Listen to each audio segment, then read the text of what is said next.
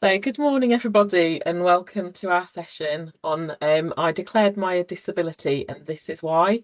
So, we're going to be giving you a whistle stop tour really over the next hour of our approaches at Bradford District Care Foundation Trust and Bradford Teaching Hospitals Foundation Trust. So, really lucky that we've worked alongside each other as two organisations for a really long time.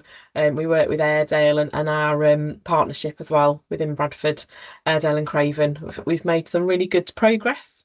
Lots and lots of things to share, but obviously always learning, always adding to what we have on offer.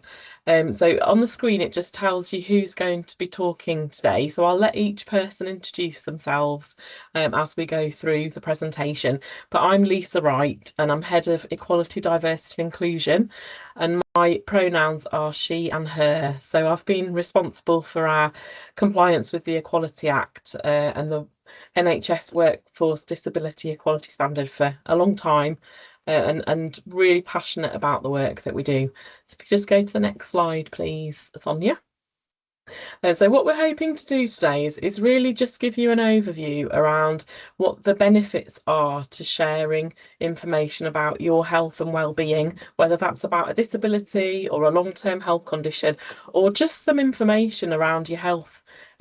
Because what we know is people become disabled at work. You know, your health condition might escalate, it might fluctuate. So it's really important that people feel they can share information about themselves and be themselves at work, so that we can do all we can to possibly, support people to stay active in the workplace, to fulfil their career aspirations, no matter what's going on with their health and well-being. So we're going to look at equality monitoring, so what that looks like around disability, what that means for you in terms of confidentiality, where that information might go, what we would do with that as an employer. And then we're going to share a bit of a case study, what our organisations are doing. And we're going to hopefully leave enough time at the end to have a really good conversation about some of the things and hear your views and experiences so we can keep progressing and keep going forward with the work that we're doing. So if you just go to the next slide, please, Sonia. So it's really fundamental before we start to understand what we mean by disability. I did a session yesterday with our children's services managers around this, and we spent quite a long time talking about the definition. So on the screen, that is our ACAS legal definition for disability. So what we're talking about is something that's substantial. It could be physical or a mental impairment, and it's going to be substantial and potentially have a long-term adverse effect on a person's ability to carry out normal day-to-day activities. So there's clearly a definition that's used for things like benefits, a blue badge. I don't know if you've ever tried to get a blue badge. I have, and it's really, really difficult, But when we're talking about this from an employment perspective, what I say to managers when we're doing the training is actually it's very subjective. So what's day to day for me might be very different to what's day to day to other people in the workplace. So what we try to present really as our approach at our trust is let's support the person in front of us with whatever's going on for their health. Let's enable them as much as we can in the workplace to deliver the job they want to do, the passionate values that we have in the NHS. Let's enable people to do that and remove as many barriers as we can that's reasonable to do so. So we don't ask people for a diagnosis. We wouldn't ask people for evidence. We are trusting the person in front of us, and we're thinking about how a condition might escalate, might fluctuate. So that definition for me, yes, it's a legal definition. If you ended up in a tribunal, it's what would be tested through the process of the courts. But let's just see the person in front of us and support them, with all of the conditions and our health and well-being and whatever might be there going on for us at that time. So I hope that's a good introduction. I'll just say as well, the 12 months or more is also very subjective. We don't know how something's going to last, do we, when somebody talks to us in a management position about their health and well-being. So I suppose we have to always imagine that it could last for more than 12 months. So that classification is also very subjective. So just thought I'd start off with that and set the tone really for what we're talking about. So I'm just going to hand over to Sonia, who's going to talk about Bradford teaching hospitals and their approach as an organisation. So over to you, Sonia. Thank you. Hello, everyone. My name's Sonia. I'm the Equality, Diversity, Inclusion Manager here at Bradford Teaching Hospitals NHS Trust. It's great to be here with you today. Sorry, I just skipped to the slide. Next slide, sorry. I am very passionate about this field of work. I'm also the current convener about Enable Staff Networks. So I bring my own lived experiences into our BTH approach here at the hospital. I'm someone who has a sort of an autoimmune condition, which was triggered actually through sort of caring for my mum. So we encompass all of that within our staff network in terms of caring, long-term conditions and disabilities. And the richness of sort of our approach is really the power of lived experiences. So here at the Trust, we focus on sort of highlighting and raising awareness about being open about your condition to help your employer to meet your needs. So we have disability-related workplace reasonable adjustments, we have our flexible working policies, and time to assist with caring responsibilities, and we have something called the Carer's Passport as well. So there's a big driver here at our trust for sort of sharing our personal sort of diversity information, which enables an employer to identify the wider issues faced by our diverse workforce. And it's raising that awareness about having an ultimately a better experience for all. So in terms of our approach and confidentiality, our data is held within our ESR, which is our centralised localised system. It's only visible essentially to a small number of our HR staff. It is handled with the utmost strict confidentiality in accordance with our GDPR legislation.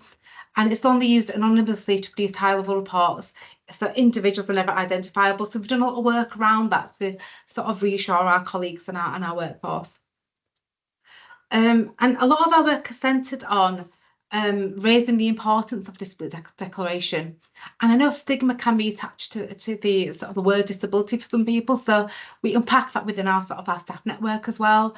But in terms of equality monitoring, and what this is, it's a collection and retention and analysis of data about the protected characteristics that exist within a given workforce. So why is it important for us? It enables us to highlight the possible inequalities, investigate the cause of potential disadvantage, and identify barriers to progression and achievement faced by individuals with protected characteristics. And in terms of intersectionality as well, it's vitally important. So direct employee services to where the need is greatest, ensuring support processes are more accessible, focused as well. And this is in part and parcel of fulfilling our duty as a supportive employer, meeting the requirements of the Equality Act 2010. And in essence of this, so my role centred on engagement is about promoting and celebrating the diversity of our workforce and the richness of that.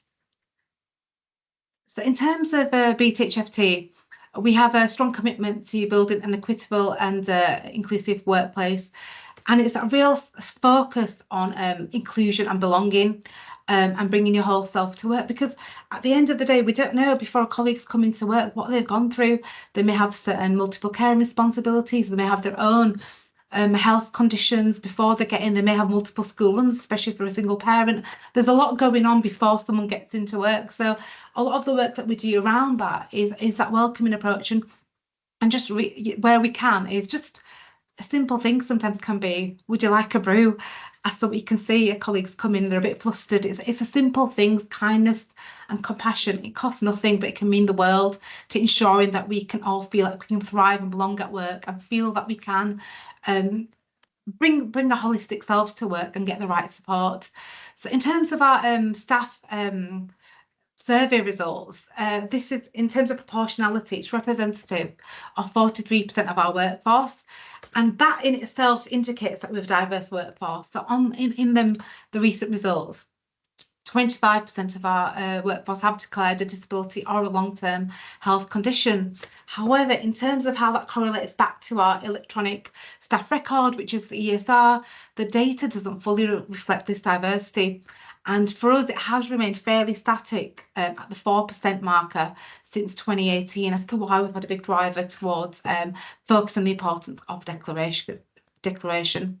So this indicates to us that the number of staff who are not declaring their status on ESR, so a lot of our sort of work with our network and engagement work has been centred on sort of exploring and unpacking that, looking at some of the barriers that colleagues feel are in place there, and to sort of smash them glass ceilings, so to speak. So we're on that journey with that. And in terms of our equality census approach, we launched an equality census campaign to encourage more staff to openly share their diversity information. There's a printed information booklet which details why declaring your personal diversity information is important. It gives clarity on what happens to that data. It's shared via our internal comms teams here, the intranet and events. We have a screensaver as well. And in terms of engagement, so that's kind of really my role, is sort of liaising with our diverse workforce and driving forward the work on disability declaration with our key partners and my colleagues that are here today from BDCT. It's about empowering managers, providing staff with confidence to declare disability. And yeah, coming to the Enable Staff Equality Network. So I'm the current convener of that network, and I've been in sort of my role for 3 years now. And in part and parcel within that 3 years, I went through a lot in terms of my own health, and I had a really great supportive team in terms of sort of the demands of caring and having that flexibility and being a single parent and managing my own health issues. And for me, I bring that richness into it. So when I first came into the post, a lot of it for the networks was reviving, refreshing, reigniting the networks.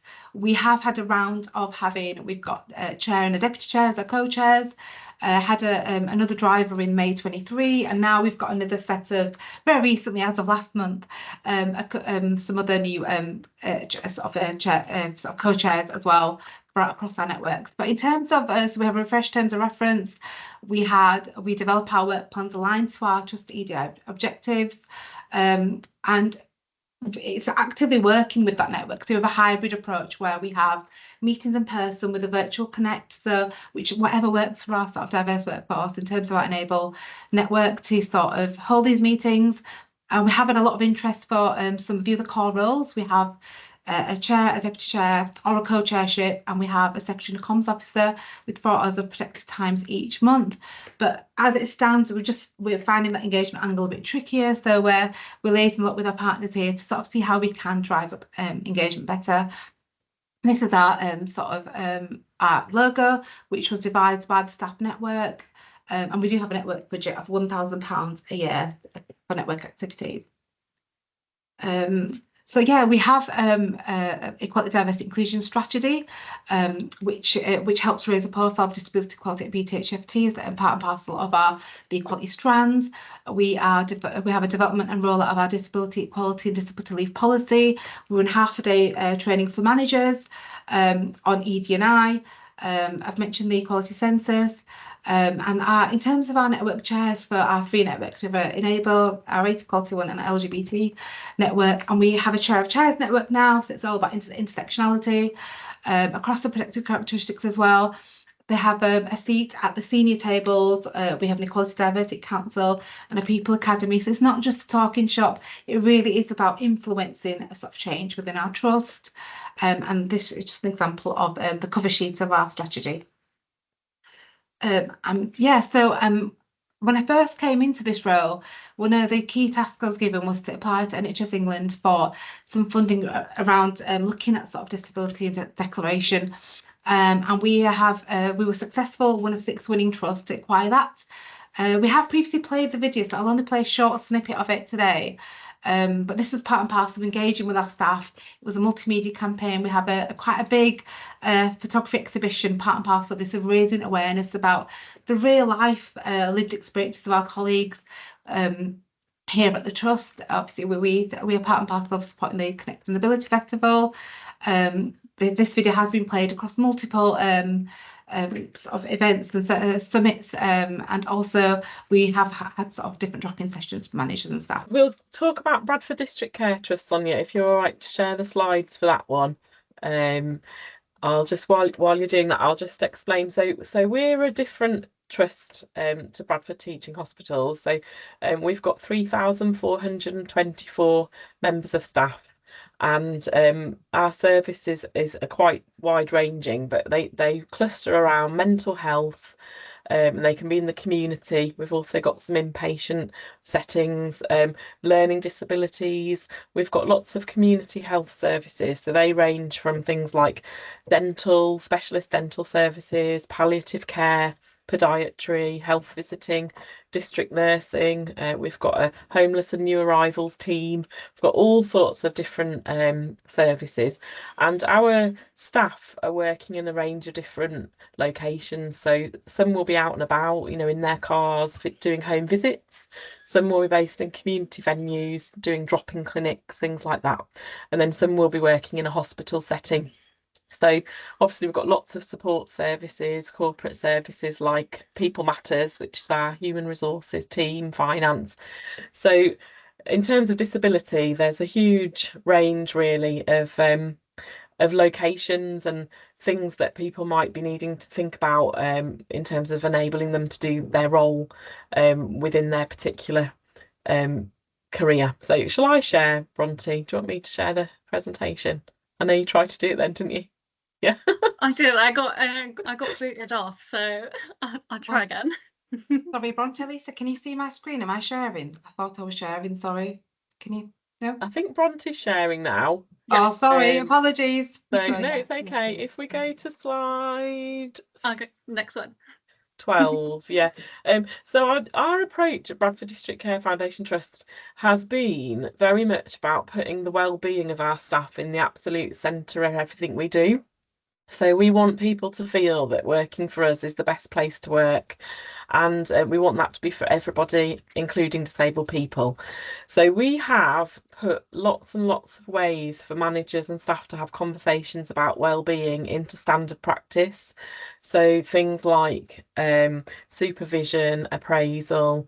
We have well-being check-ins as part of a huddle system and in meetings.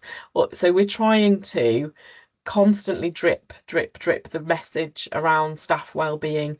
And one of the things that we've managed to do with that is I hope kind of make people feel much more confident to share around their health, their long-term health condition or their disability. So I don't know, can people see slide 12? Yeah, so we've managed to increase our disclosure rate. I don't really like the term disclosure rate because it sounds like it's something we should be hiding.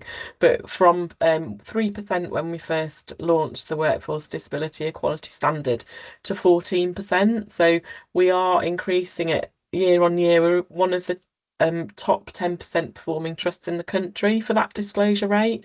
And we've found recently in more recent analysis of that data that at AA and above, we're also at 14%.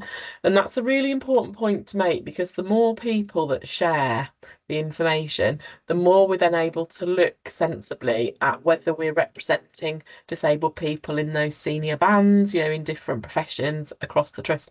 When you've got the rates of like the 3-4%, it's so disproportionate to reality. You just can't look at those more strategic development opportunities. So we're doing really well with that. But people have asked us to write a case study about why we think we've done well.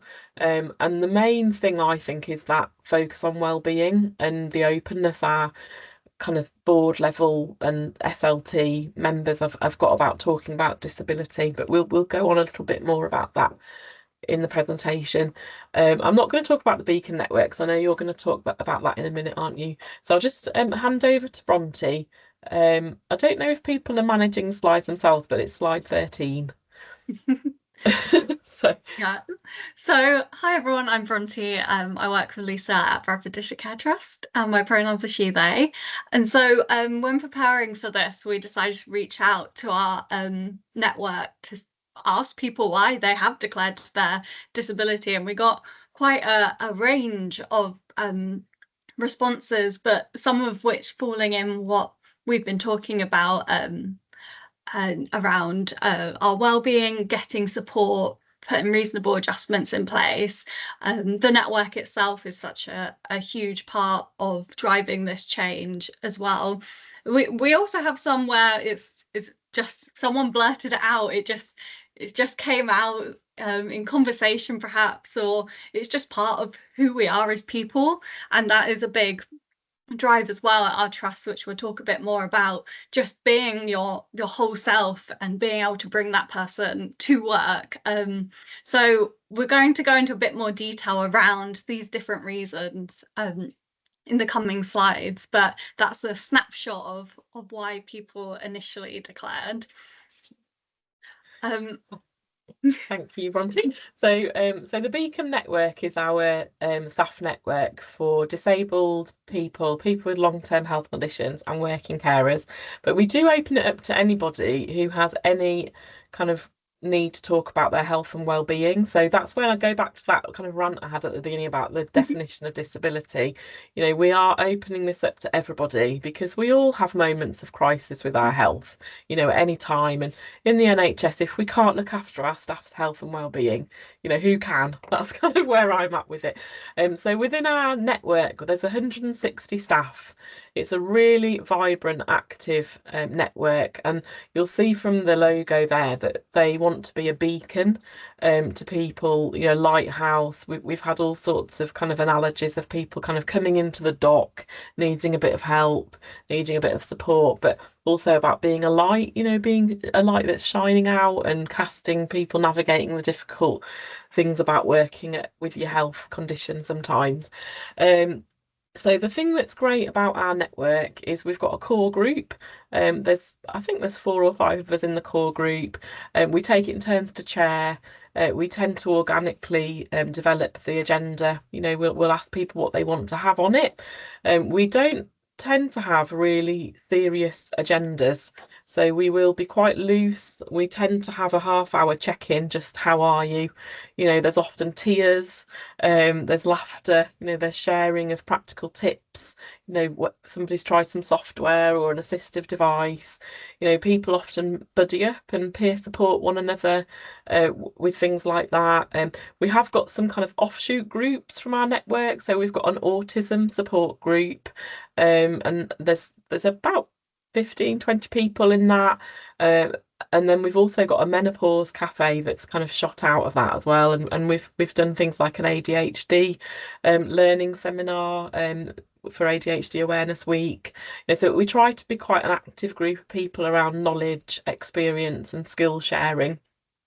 But one of the things I think that most proud of is that the network, along with our other networks, so we've got an Aspiring Culture Staff Network for ethnically diverse staff and a Rainbow Alliance for LGBT plus staff and allies, but we feed into a strategic EDI staff partnership, which is chaired on rotation by our Chief Exec, Therese Patton, and our Chief People Officer, Bob Champion, and our SLT attend there, and our staff side union representatives attend, and we're held to account. I'm saying we are EDI team around the work that we're doing. There's a lot of scrutiny, and the network reports into that every meeting with a AAA report. So it's alert, assure, advise of what the kind of big issues are for the network, and it gives people a way of influencing without having to speak up on their own, so that collective voice, it's very powerful.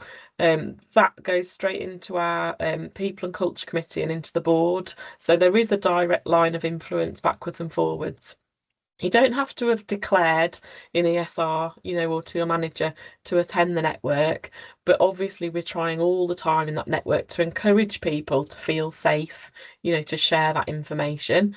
And then there's a collective voice there if things, you know, after sharing don't just feel right. You know, you've got a way of kind of having a collective power to address that outside of your line management structure. So I'll stop there and pass back to Bronte. So slide 15. Typically, this is when my puppy has decided to start barking at people walking past, but hopefully he'll stop now because that's very distracting. No, but this bit I really wanted to highlight our like pride around disability, and as a trust that we're not afraid to talk about it. So on the screen you can see, oh good, you can't hear I'm just me. So that's one of our hub sites, New Mill in Saltaire, and we have the Disability Pride flag that we put up this month during Disability History Month and also for Disability Pride Month. And we've also lit up the building purple throughout the month. So really not afraid to talk about disability, to be really open about it as a collective. And I've also had people on the streets like come up to me when I'm wearing my lanyard. Sorry, he's so loud, to comment on that. Sorry about this, isn't it typical? IT problems and then puppy problems. But yeah, I've had strangers come up to me and say what a difference it makes seeing these flags and the impact it has on the community as well as our staff. And so I think that's something we're really proud of doing. I'll pass back over to you, Lisa, and try and distract you. Yeah, that's fine. We can't hear him actually, so just slightly, but not too bad. So the next slide then is about our disability policy. So we drafted a policy, I think it's probably 21, so it's been around a while, but we wanted to set out some really clear directives for the organisation to address the inequality that was coming through with our staff survey results and the Workforce Disability Equality Standard. So there are three main focuses of that policy. The first is about increasing rates of people sharing the information with us.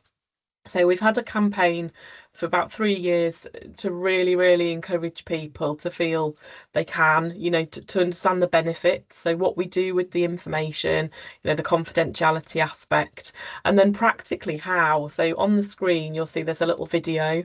We're not going to click on that now, but that just shows you step by step how to actually put the information into ESR, because ESR can be a little bit challenging. Someone's put some questions in about how to do it, so we've tried to show people how, but when you do declare something in ESR, it is your personal information, so it doesn't automatically go to your manager.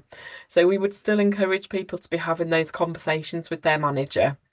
The way the law works, really we have a responsibility as disabled people to tell our managers, and that's when we will get the support that we need. If our manager is likely, could be deemed likely or should have known, then that would still be an expectation. But we do encourage people to have that open dialogue so that people can be supported. The other two elements of our policy I'll just briefly talk about, but we've implemented a category of disability leave and disability related sickness absence. And the reason why we've done that is because disabled staff were telling us that they were using all their annual leave to recover from work. They were absolutely exhausted, booking it to have time to rest and recover, completely out of action at the weekend just to recoup from a working week. And we're often coming to work unwell as a result of being fearful, for being, I don't know, having like a supporting attendance kind of sickness process activated because of their disability related sickness. So that category we use for any absence that is contributed, direct contribution of the disability or long-term health condition, and we class that as reasonable adjustment. So we would ask somebody at the start of the employment or every year how much absence they might expect to have with their disability, and then we might make a reasonable adjustment dependent on service need, around how we would manage and monitor that as part of an absence process. And it's been working really well. There's always challenges about people understanding how to record things like that, but the practical side would be great to have all these categories in ESR. That's what I'll say, if there's anyone with a national influence here. And then the third part is about reasonable adjustment. So we want to be really clear that our disabled staff have a consistent experience of reasonable adjustments, and that they have managers that really understand inside out, what a reasonable adjustment process is, how that is put in place, and to make it quick and painless. And once, you don't have to repeat it every time you have a new manager or move roles. So if anyone wants more information about our policy, we're really happy to share that. We've shared it with lots of organisations. We can talk you through. It's not perfect. We've got an email address into our team where people can tell us if they've got any concerns or issues that are happening as managers or staff. And we help, and we sometimes intervene and kind of informally mediate, and sometimes we've taken on cases and tried to resolve them. So it's not perfect, but we are trying to get to a perfection of sorts for people. So Bronte, is it back over to you to talk about the next slide or not? Oh, Bronte might have frozen. I'll talk about that then. So on the next slide, we've just got some information that we've put out there on our SharePoint pages for staff. So we've got reasonable adjustment guidance. We've just developed some forms for people to use to frame a conversation with their manager. There's a little snippet of it on the slide, but it talks you through, what's a good day around your disability, what's a bad day, how might your manager know when things are escalating for you in terms of your health, and what might help for you around adjustments, and then all of the kind of detail about what a reasonable adjustment could be, what the implications are, whose responsibility is that to put in place, when will you review it, and then how you might share the information if you want to with your team, because that can cause us problems actually when people are sharing the information with their manager. We're putting things in place. How much do you want that communicated to your team or people you work alongside, and how much do you want to stay confidential? So we try and work through all of those things as part of the work. And then just on the bottom of that slide, we've developed some single sheets now for managers and staff to look at around particular conditions. So, if you're sharing information about neurodiversity, autism, ADHD, dyslexia, there's a piece of a single side sheet there that talks about kind of what reasonable adjustments might work for you. What software, what's tried and tested, how can you trial it, where can you go for peer support around that. So we're trying to take as much of the thinking out, really, so that it is really, really quick and easy process for people once they have shared.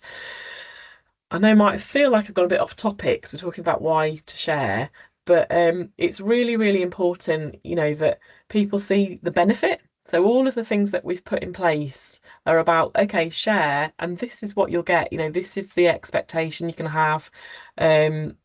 I'll just go on to the last slide. So what we're trying to really achieve is that people can be themselves at work, that we see the person, we see the individual, and we ensure that we're supporting that person as much as we possibly can.